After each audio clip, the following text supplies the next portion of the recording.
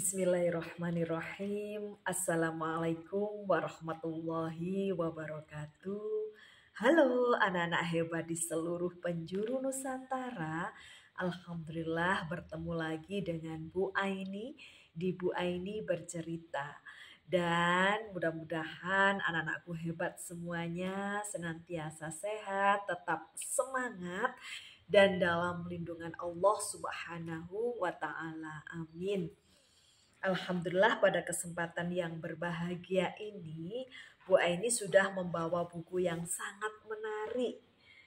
Nah, kita buka bersama 3, 2, 1. Judulnya adalah Kisah-kisah Teladan Menakjubkan Nabi Muhammad Shallallahu Alaihi Wasallam.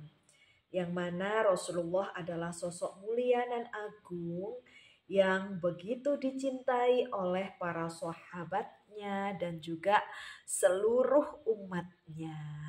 Dan mudah-mudahan kita mendapatkan syafaat Nabi Muhammad SAW di hari kiamat nanti. Amin. Dan anak-anakku hebat semuanya, buku ini ditulis oleh Kakak Lisdi Rahayu dan diterbitkan dari penerbit Mitra Edukasi Indonesia. Dan anak-anak simak sampai selesai ya, agar anak-anak dapat mengambil hikmah serta pembelajaran dari kisah yang dibacakan oleh Bu Aini. Judul kisah kali ini adalah Mencium Tangan Tukang Batu. Yuk kita baca basmalah bersama-sama. Bismillahirrahmanirrahim. Mencium tangan tukang batu. Dalam Quran surat Al-Ankabut ayat 17 yang artinya, carilah rizki itu di sisi Allah. Sembahlah dia dan bersyukurlah kepadanya. Kepadanyalah kamu akan dikembalikan. Quran surat Al-Ankabut ayat 17. Rasulullah Shallallahu Alaihi Wasallam sangat mencintai umatnya yang suka bekerja keras. Rasulullah pun menjamin mereka tidak akan terkena api neraka. Meski nafkah halal itu berasal dari pekerjaan rendahan semacam tukang batu. Pada suatu hari Rasulullah dalam perjalanan pulang ke Madinah dari perang Tabuk bersama para sahabat. Hampir seluruh sahabat mengikuti perang itu. Kemudian di sana kecuali mereka yang berhalangan seperti karena sudah tua atau sakit. Perang Tabuk adalah perang yang sangat masyhur karena inilah perang terakhir yang diikuti oleh Rasulullah Shallallahu Alaihi Wasallam. Begitu tabahnya sahabat dalam melaksanakan perintah Rasulullah dan mengharap ridho Allah dari peperangan ini. Sebab saat kepergian mereka ke medan perang bertepatan dengan masa panen kurma. Perang ini bermula ketika sampai berita kepada Nabi Muhammad SAW bahwa Raja Romawi akan menyerang Madinah Al-Munawwarah dengan bala tentara yang besar melalui Syam. Terhadap berita ini, maka beliau bersama pasukan Islam telah berangkat dari Madinah untuk melawan penyerangan ini. Ketika itu cuaca sangat panas dan musuh pun dalam jumlah yang sangat besar. Rasulullah mengumumkan kepada pasukan muslim bahwa mereka akan berangkat untuk menghadapi Raja Romawi dan segera mempersiapkan diri sebaik mungkin. Maka untuk itu beliau menganjurkan pengumpulan dana. Pertempuran inilah yang menyebabkan Abu Bakar radhiyallahu an mengorbankan seluruh hartanya, sehingga ketika ia ditanya oleh Nabi, "Apa yang kamu tinggalkan di rumahmu?" Ia menjawab, "Kutinggalkan Allah dan Rasul-Nya bersama mereka." Umar bin Khattab radhiyallahu an juga telah mengorbankan setengah hartanya. Begitupun dengan Utsman bin Affan radhiyallahu an yang menyumbangkan perlengkapan perang untuk sepertiga pasukan. Para sahabat memang umumnya menginfakkan lebih dari kemampuan mereka.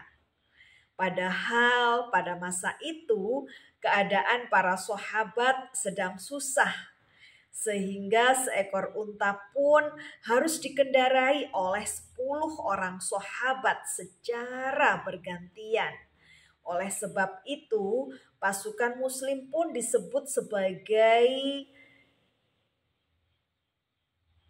Jaisyul Ushroh, yaitu pasukan kesulitan. Jarak yang ditempuh sangat jauh dan berlangsung pada musim yang sangat panas. Seiring dengan itu, kebun-kebun kurma di Madinah sedang musim panen, dan sebagian besar penduduk Madinah bergantung pada bertanam kurma. Itulah jalan rizki mereka selama setahun. Inilah ujian iman yang sangat berat bagi kaum muslimin. Mereka telah berusaha keras terhadap tanaman mereka, sehingga sulit untuk meninggalkan kebun yang dalam keadaan siap panen tersebut tanpa ada yang memeliharanya. Namun karena ketakwaan mereka kepada Allah Subhanahu wa taala lebih besar dari hal-hal yang lain, mereka segera menyambut seruan Rasulullah Shallallahu alaihi wasallam. Saat itu yang tinggal di Madinah hanyalah kaum munafik, orang-orang tua, perempuan, dan juga anak-anak. Usai perang Tabuk tadi, ketika mendekati kota Madinah, Rasulullah melihat seorang tukang batu yang sedang bekerja di salah satu sudut jalan. Dia tampak sibuk membelah batu-batu dengan hantaman palunya. Satu demi satu batu-batu itu terbelah menjadi kepingan-kepingan yang lebih kecil. Ketika mendekati tukang batu itu, Rasulullah melihat tangan tukang batu tersebut melepuh.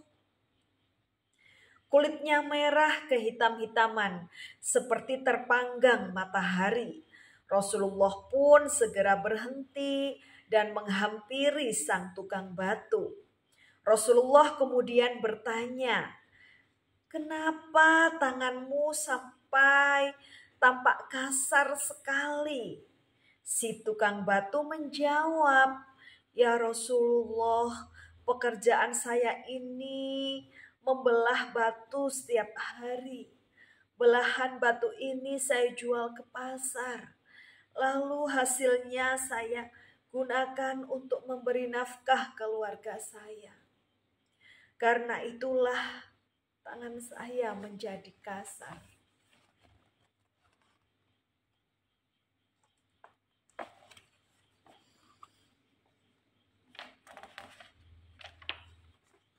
Mendengar jawaban itu, Rasulullah segera menggenggam tangan si tukang batu. Sesaat kemudian Rasulullah mencium telapak tangan yang melepuh tersebut.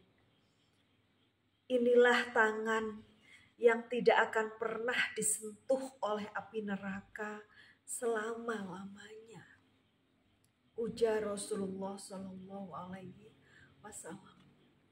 Kemudian Rasulullah bersabda, "Kalau ia bekerja untuk menghidupi anak-anaknya yang masih kecil, maka itu fi sabilillah.